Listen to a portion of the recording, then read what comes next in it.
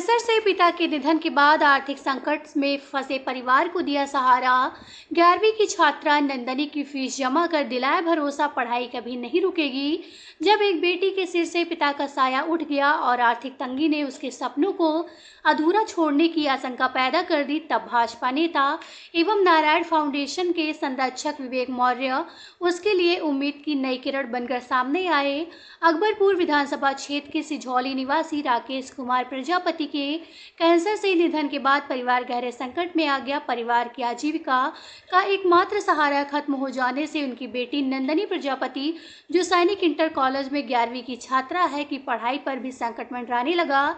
जैसे ही विवेक मौर्य को इसकी जानकारी मिली, वे बिना देर किए शोकाकुल परिवार से मिलने उनके घर पहुंचे। नंदनी की शिक्षा के प्रति लगन और उसके भविष्य के सपनों को देखकर उन्होंने भावुक होकर आजीवन उसकी पढ़ाई का पूरा खर्च उठाने की घोषणा कर दी। अगले ही दिन उन्होंने स्वयं स्कूल जाकर नंदनी का प्रवेश और पूरे वर्ष की फीस जमा कराई तथा भरोसा दिलाया कि धन की कमी उसकी पढ़ाई में कभी बाधा नहीं बनने दी जाएगी। विवेक मौर्य ने कहा कि हर बेटी को अपने सपनों को पूरा करने का अधिकार है।